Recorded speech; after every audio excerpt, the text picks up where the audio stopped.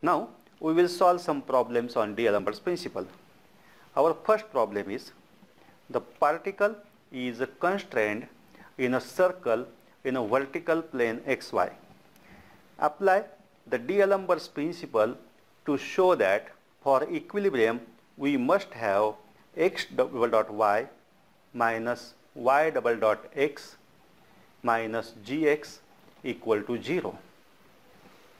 For that purpose, we shall suppose that the particle of mass m is moving along a circle of radius r in xy plane. Let xy be the position of the particle at any time t with respect to the fixed point O.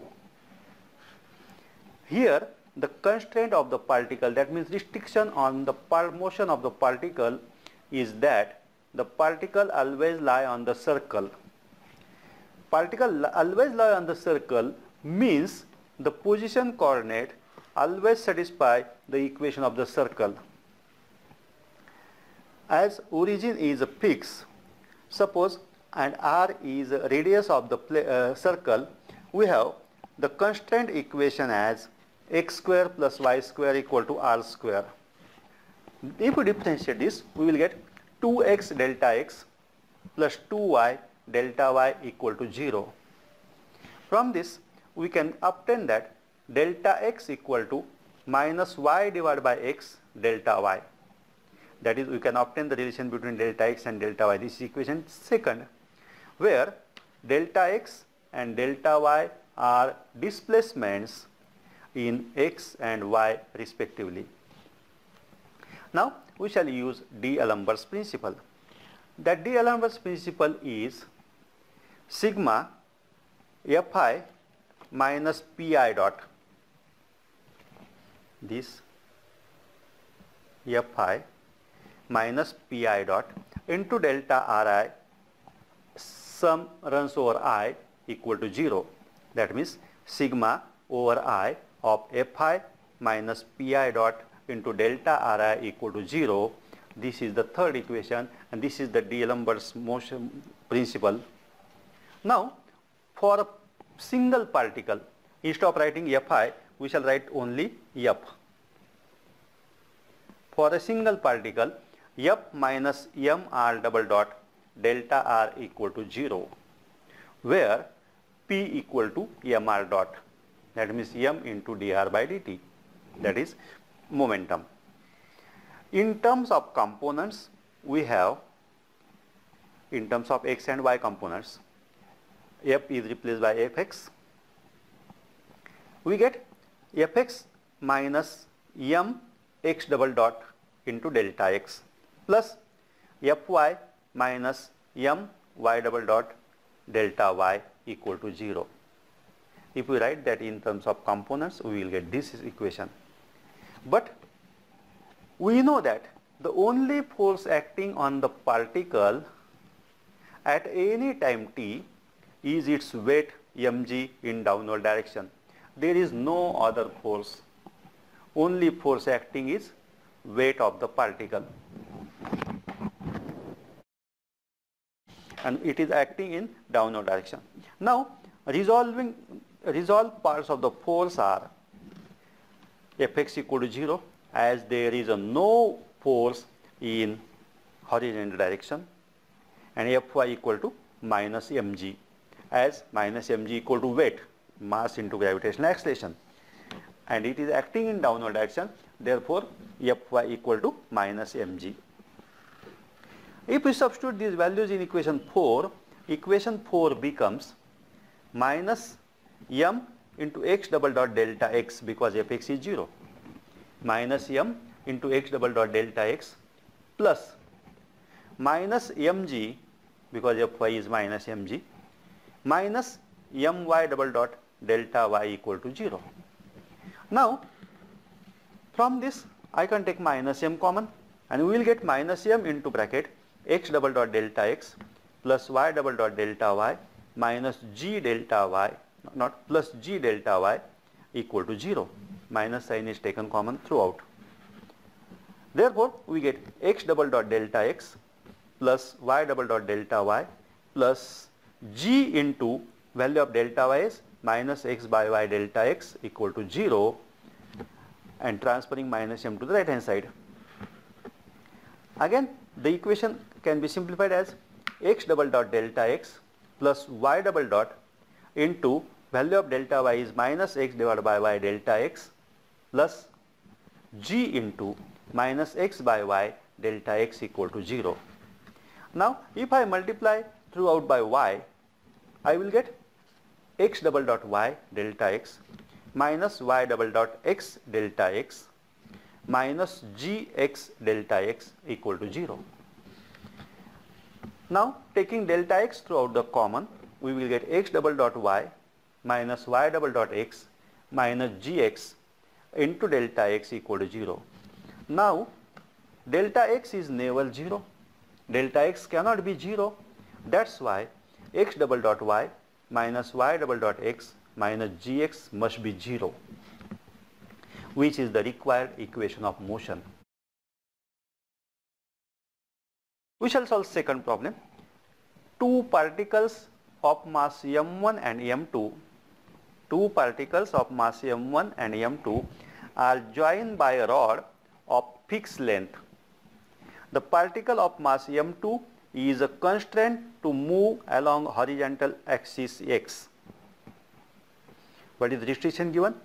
Restriction is given that the mass m2 is moving along horizontal x-axis. Apply D'Alembert's principle and show that the equation of motion of the system is given by my into x double m1y x double dot minus m2x y double dash minus m2gx equal to 0, where g is the acceleration due to gravity. G is acceleration due to gravity.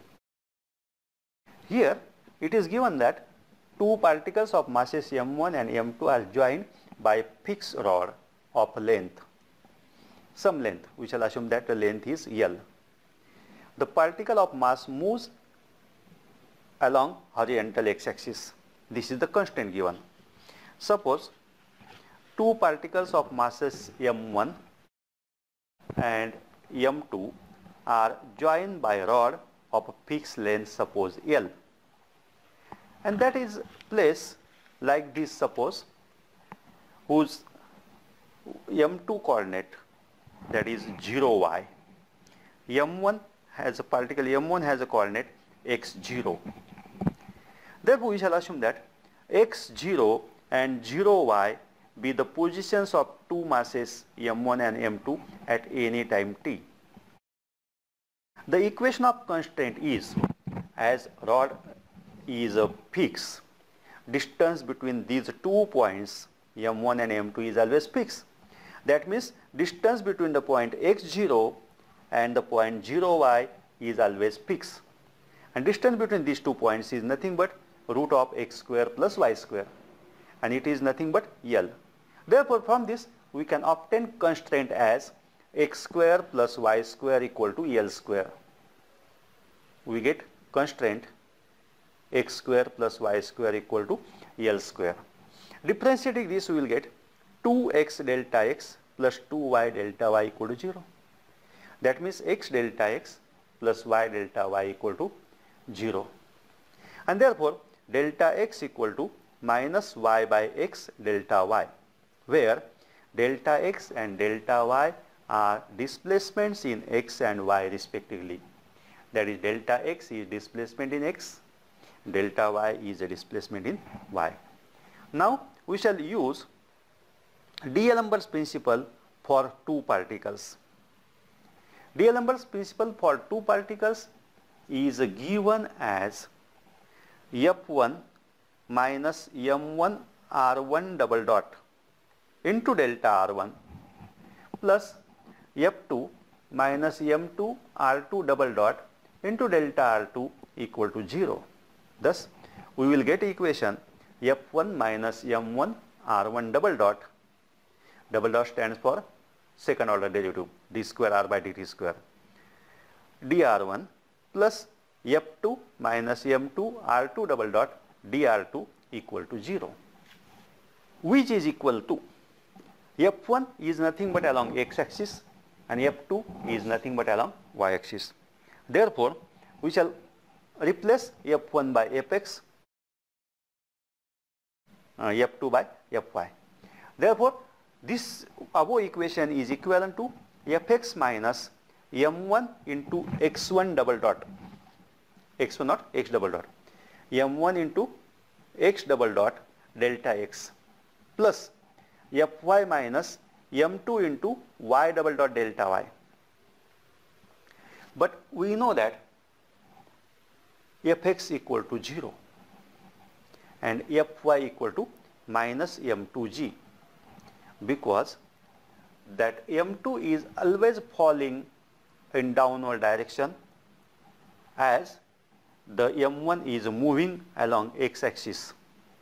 We have Fy equal to minus m2g, Fx equal to 0. Substituting these values in above equation, we will get minus m1 x double dot delta x plus minus m2g minus m2 y double dot delta y, as Fy equal to m2g minus m2g.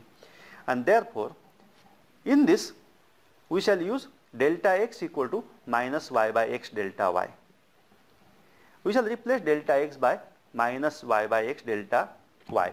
Therefore, the equation becomes minus m1 x double dot into minus y by x delta y minus m2g plus m2 y double dash delta y equal to 0.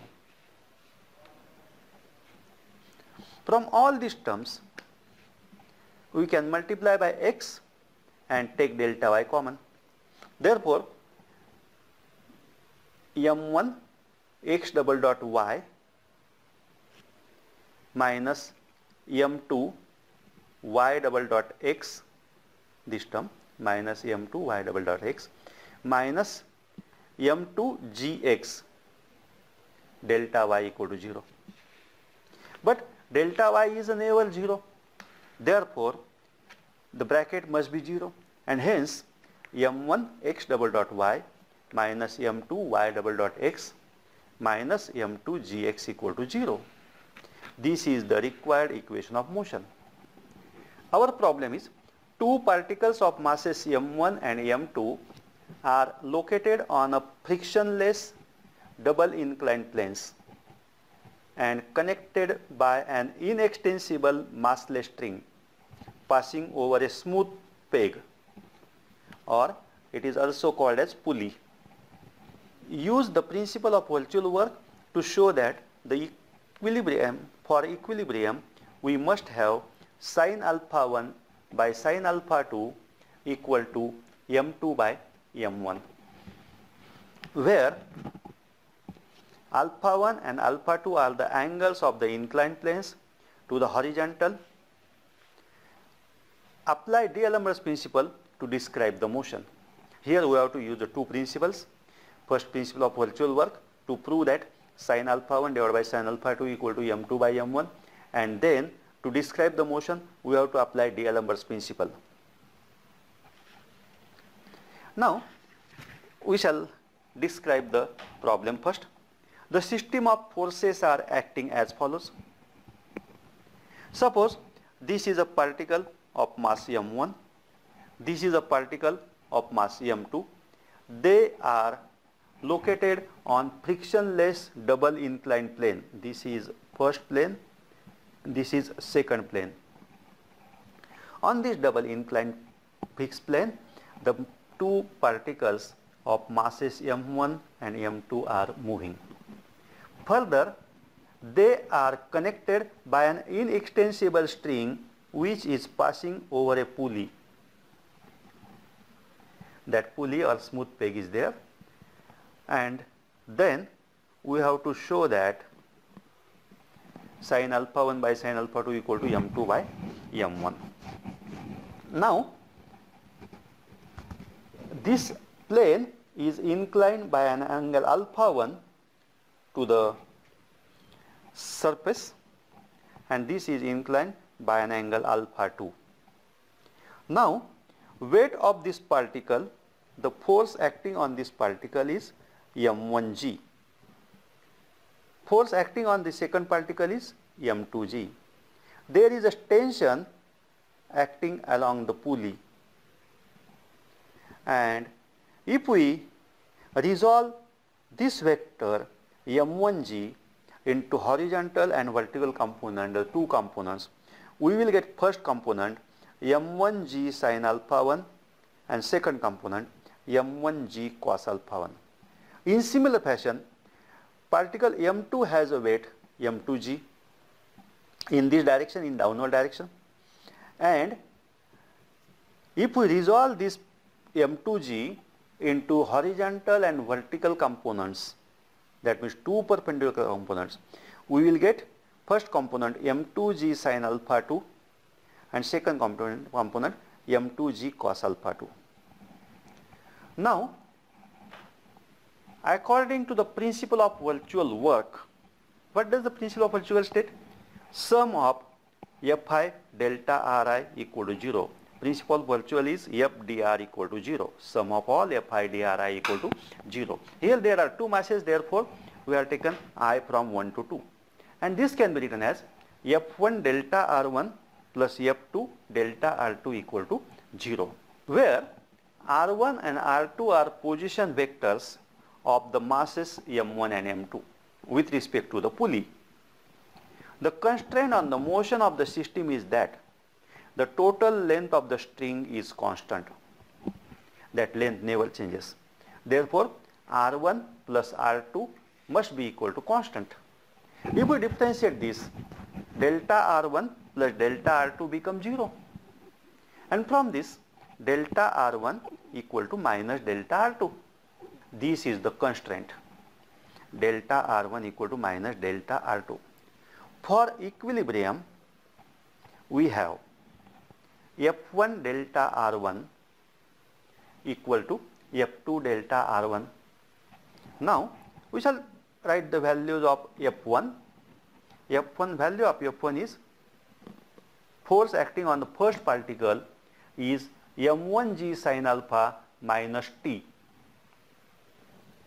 into delta R1 equal to F2 force acting on the second particle is m2g sin alpha 2 minus t into delta R1. Thus we get equation m1g sin alpha 1 minus t delta R1 equal to m2g sin alpha 2 minus t into delta R1, where t is a tension in the string, m1g sin alpha 1 and m2g sin alpha 2 are components of gravitational forces on each particle along the inclined plane.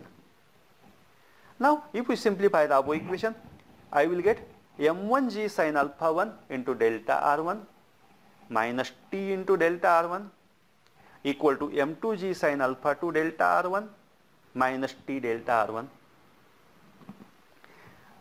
I shall cancel t delta R1 from both sides. Minus t delta R1 from both sides get cancelled. And I can write it as m1g sin alpha 1 minus m2g sin alpha 2 into delta R1 equal to 0. But delta R1 is never 0. Therefore, m1g sin alpha 1 minus m2g sin alpha 2 must be 0. And from this, we can write sin alpha 1 divided by sin alpha 2 equal to m2 by m1. Thus, by using principle of virtual work, we had shown that sin alpha 1 divided by sin alpha 2 equal to m2 by m1. Now, for further process, we use the D'Alembert's principle. We have the system of particles moves in such a way that the virtual work done is 0. Therefore, F1 minus M1 R1 double dot delta R1 plus F2 minus M2 R2 double dot delta R2 equal to 0 by D'Alembert's principle. F1 is nothing but M1g sin alpha 1 minus t minus m1 r1 double dot delta r1 plus f2 is nothing but m2g sin alpha 2 minus capital T minus m2 r2 double dot delta r2 equal to 0. But from the equation of constraint, as we have delta r1 equal to minus delta r2 or delta r2 equal to minus delta r1, we can write r2 double dot equal to minus r1 double dot. Therefore, we shall replace r2 double dot as a minus r1 double dot in the expression, and we get m1g sin alpha 1 minus m1 r1 double dot minus m2g sin alpha 2 minus m2 r1 double dot delta r1 equal to 0. Since delta r1 is not equal to 0, we can write the bracketed term as 0. Therefore, m1g sin alpha 1 minus m1 r1 double dot minus m2g sin alpha 2 minus m2 r1 double dot equal to 0. From this, we can write m1 sin alpha 1, this first term, m2 sin alpha 2 minus, from these two terms we shall take g common, and we write m1 sin alpha 1 minus m2 sin alpha 2 into g equal to m1 plus m2 r1 double dot. And from this we can write that r1 double dot equal to m1 sin alpha 1 minus m2 sin alpha 2 divided by m1 plus m2 into g. If m1g sin alpha 1 is greater than m2g sin alpha 2, then the particle m1 goes down and m2 goes up. In other case, if m1g sin alpha 1 is less than m2g sin alpha 2, then the particle m1 goes up and m2 goes down. But a frictional force is present in the motion. If we assume that mu is a coefficient of friction between the particle and each of the inclined plane, then from F1 delta R1 equal to F2 delta R2, we have m1 g sin alpha 1 minus mu r into delta R1 equal to m2 g sin alpha 2 plus mu s into delta R1, where R and S are the reactions of the inclined plane and are given by R1 equal to m1g cos alpha 1 and S equal to m2g cos alpha 2 as shown in figure. Substituting these values in above equation, we shall substitute R equal to m1g cos alpha 1 and S equal to m2g cos alpha 2 in above equation. We will get m1g sin alpha 1 minus mu m1 cos alpha 1 into delta R1 equal to m2g sin alpha 2 plus mu m2g cos alpha 2 into delta R1. And therefore, m1g sin alpha 1 minus m2g sin alpha 2, first and third. From two terms we take mu common, minus m1g sin alpha 1 minus m2g sin alpha 2 minus mu is taken common, m1g cos alpha 1 plus m2g cos alpha 2 into delta R1 equal to 0. But delta R1 is not 0. Therefore, we have m1g sin alpha 1 minus m2g sin alpha 2 minus mu into m1g cos alpha 1 plus m2g cos alpha 2 equal to 0.